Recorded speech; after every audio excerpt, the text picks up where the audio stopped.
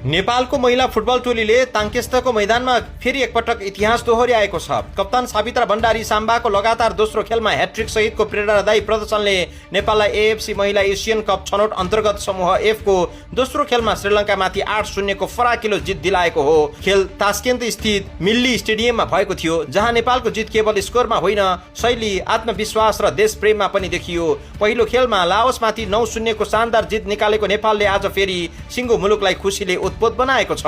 खेलको 20औं, 42औं र इन्जुरी टाइममा कप्तान सावित्राले 3 गोल गर्दै लगातार दोस्रो ह्याट्रिक पूरा गरिन्।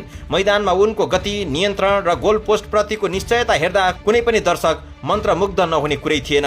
खेलको 7औं मिनेटमै डिफेन्डर गीता राणाले नेपाललाई अग्रता दिलाइन्, जसले खेलको लय निर्धारण गर्यो। दोस्रो हाफको 54औं मिनेटमा पेनाल्टी मार्फत दोस्रो गोल गरेपछि उनले आफ्नो दिन सम्झन लायक बनाइन्। 62औं मिनेटमा निशा थोकरको हेडर, 78औं मिनेटमा रेखा पौडेलको उत्कृष्ट प्रहार र अन्त्यतिर 89औं मिनेटमा पूजा राणाले डिफेन्डरले क्लियर गर्न नसकेको बललाई पोस्टमा पठाउँदै नेपालको विजयमा थप गोलको वर्षा गरिन्। नेपालले पहिलो हाफमा 4 गोल र दोस्रो हाफमा थप 4 गोल गर्दै श्रीलङ्कालाई खेलमा कमब्याक गर्ने अवसर नै दिएन। श्रीलङ्काले पुरै खेलमा एउटा मात्र कमजोर प्रहार गरे, जसले नेपालको रक्षा पंक्तिको तयारी र समन्वयको स्पष्ट झल्को दिन्छ।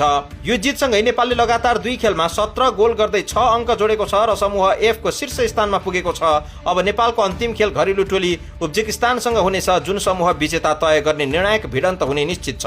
यदि उज्बेकिस्तानले लाओसमाथि जित हात पार्यो भने आजको जित सामान्य खेल मात्र होइन, नेपाली महिला खेलाडीहरूको सङ्घर्ष, समर्पण र क्षमताको उत्सव पनि हो। सावित्राले कप्तानको जिम्मेवारी सँगै नेतृत्वको आदर्श प्रस्तुत गरेकी छिन्। अन्य खेलाडीहरूले समेत सामूहिक खेल र समन्वयको उत्कृष्ट नमुना देखाइदिएका छन्। नेपालको यही लय रहेमा सन् 2026 मा हुने एएफसी महिला एसियन कप फुटबलमा नेपाली झण्डा फहराउने सपना पूरा हुने दिन धेरै टाढा छैन। त्यो प्रतियोगिता मात्र होइन, एसियन कपको छनौट पार गर्ने टोलीका लागि अन्य अन्तर्राष्ट्रिय टुर्नामेन्टहरूमा खेल्ने अवसर पनि स्वतः खुल्नेछ, जुन नेपाली महिला फुटबलको इतिहासमै नयाँ युगको सुरुवात हुन सक्छ।